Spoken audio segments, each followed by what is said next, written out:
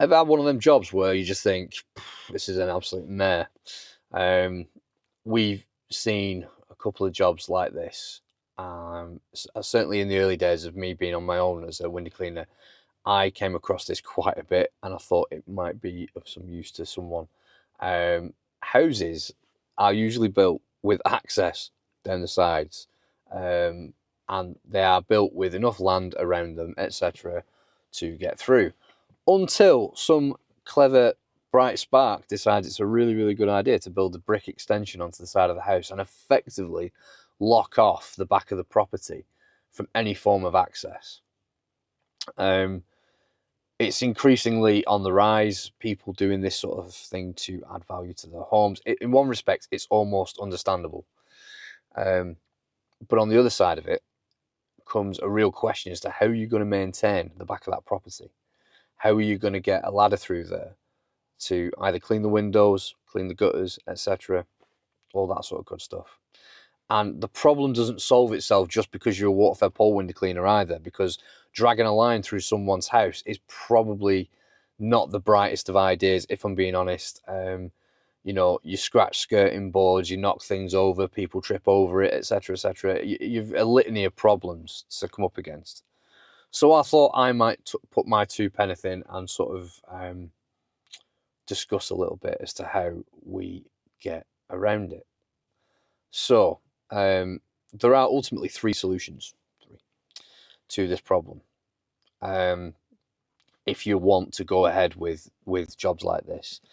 So what I would suggest is you communicate with the customer and you insist that someone is home, someone is present, okay?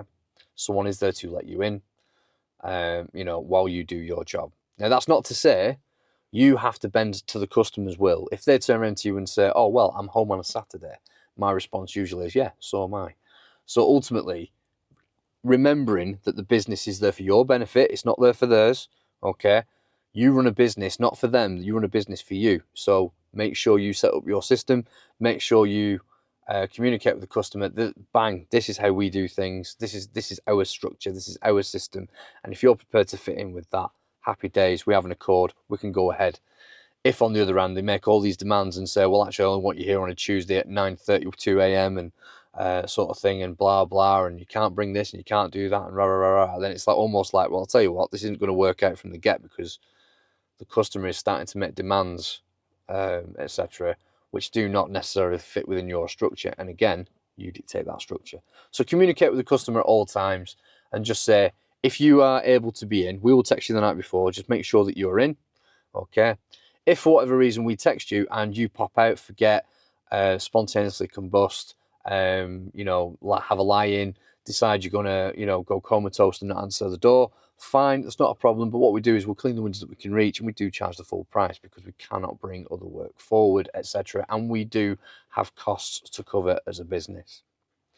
So that's solution 1. So ultimately, if they're in, they can let you into the back. Now, you've got almost to sort of say to yourself, well, great, how do I get into the back of this house? And it's not always going to be possible.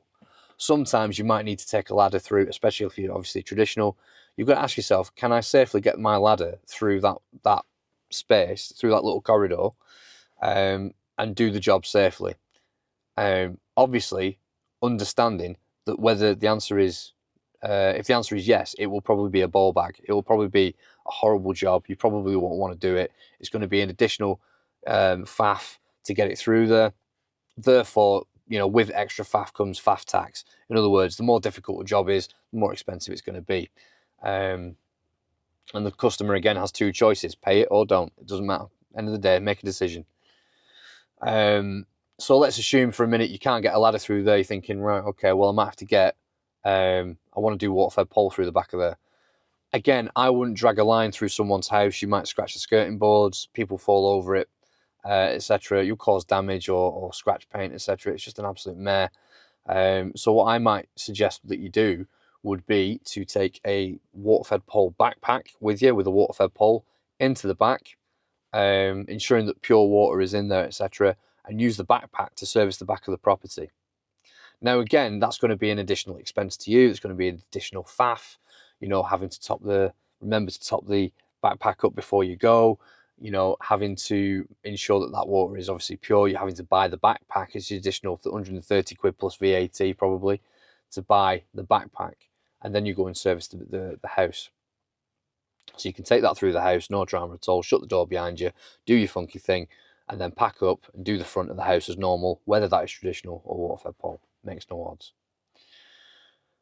And ultimately, the third one is you've got, you basically, you can sort of turn around to them and say, you know, on properties where you have like a garage, you could always hold keys. Now, we do hold keys for certain properties, for about 20 properties that we do. We hold keys so that we can let ourselves in, etc. And what we tend to do is we sign a piece of paper to say we've taken control of the keys, etc. We've effectively signed for the keys, and the customer gets a receipt. If they decide to come off the round or cancel or they move away or whatever reason they no longer wish to have their windows done, I basically give them the key back and effectively take the receipt off them, and then that way they've, excuse me, that way ultimately, you know, they can keep track of who's got keys. You signed for a set of keys, then you're responsible for them, etc. I would say that if you do take keys, top tip for the terrified, we do not label keys, so you will over time get to know which key belongs to which lock, etc. Some keys are different shapes, different colours, got a fob on them and stuff like that. Some are Yale keys, some are deadlock keys, some are like fly tipping gate keys, etc. So you will over time, even if you don't label them, get to know which keys open which lock. And all you got to do is put them on a ring, key ring, and have it in a secure place, which we do.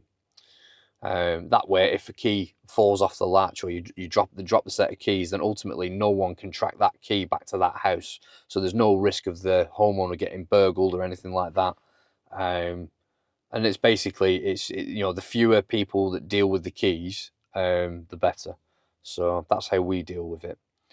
But again, going back to what I was saying before, if for whatever reason let's say we get to the property, we open the gate, open the garage up, and there's all the parrots and monkeys are in the way. There's you know, they've had a party and they've just thrown all the shit in the garage, etc. And you're just thinking, I'm not climbing all over that lot. You can stick it, just close the garage door, etc. Explain to the customer why you've not done the back, because it's like a gypsy's caravan in there. I'm not traipsing through that. I can't pull my line through that. I don't want to damage anything. I don't want to break anything. It's an inconvenience to you. So ultimately, just explain that, and then charge the full price. Because when all's said and done, it's not your fault, and anything that's not your fault, well, then you ultimately charge for. So that's my humble opinion. Bottom line is, I've said it before and I'll say it again, is ultimately the business that you have as a window cleaner or as an exterior cleaner or whatever it is, whatever business you run, doesn't really matter. You could be an architect or whatever. That business is not there for the customer's benefit. It's there to provide a service, but the business is there for your benefit. If you are the business owner, you are, you know, responsible for that business. It's your name at stake. Therefore, that business has to service you and your needs and the needs of your family. Again, I will not, generally speaking, do small ticket items like window cleaning on a Saturday. Yes, we might do gutter clearing, we might do jet washing, etc. For homes and pubs and clubs, etc. and commercial or whatever. We might do bigger ticket items on a Saturday, but me personally, I won't clean windows, and I don't expect my lads to clean windows on a Saturday, because it kind of gets customers into a bad habit. They kind of expect you to be there at their beck and call. Oh, well, you can come on Saturday, and it's like, I can I? Oh, okay. Like I've said before, if a customer says, "Oh, well, I'm at home on Saturday," my response is usually, "Yeah, so am I." I've got a family and I have responsibilities at home, and I've got a wife who, let's just say, is less than impressed with me if I've made plans with her and then don't turn up and go off and do some work on a Saturday. You know, if you're self-employed, really, you can move things around. But I'm going to do, I might do a video in the coming days or next week about this past month and sort of talk through my first sort of 2 weeks off the tools and what I've got up to. And yeah, as usual, if you like the content that we put out, please give a like, leave a comment. Consider subscribing to the channel. Come, join the madness. Anyway, I shall see you all in the next video. Keep on keeping on. Stay out of trouble. Take care.